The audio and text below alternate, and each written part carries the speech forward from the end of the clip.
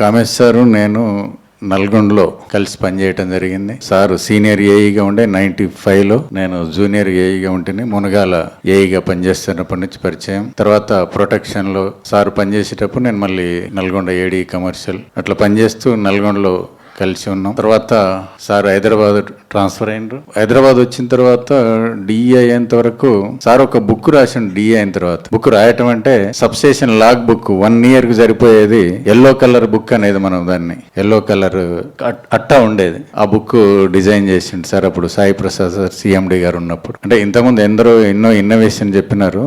అది కూడా ఒకటి ఉన్నది సార్ తయారు చేసిన దాంట్లో. తర్వాత మేము ఇద్దరం కలిసి మళ్ళీ మహబూబ్నగర్లో పనిచేసినాం. సార్ గద్వాల డిఈగా, నేను జడ్చర్ల డిఈగా ఆడుతూ పాడుతూ పనిచేసేవాళ్ళం అక్కడప్పుడు. తర్వాత మళ్ళీ సార్తో కొలీగ్గా పనిచేయటం. నేను సైబర్ సిటీ ఎస్సీగా ఉన్నప్పుడు సార్ స్కాడా ఎస్సీగా ఉండేవారు. అప్పట్లో ఈ స్విచ్చింగ్ స్టేషన్స్ డిజైన్ చేయటం కానీ వాటన్నిటిలో సారు దిట్ట.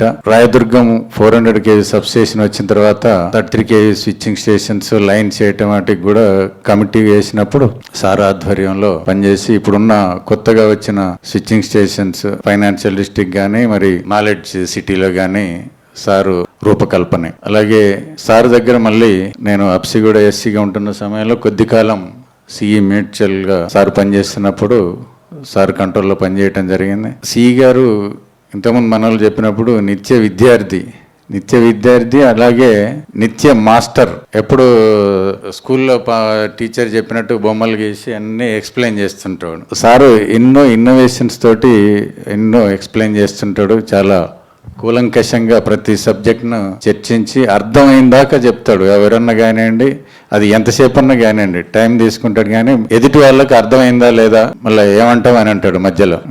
అలాంటి సార్కి శేష జీవితం ఆయురారోగ్యాలతో వెలిసిల్లాలని కోరుకుంటూ నాకు ఈ అవకాశం ఇచ్చిన మీ అందరికీ ధన్యవాదాలు తెలియజేస్తున్నాను.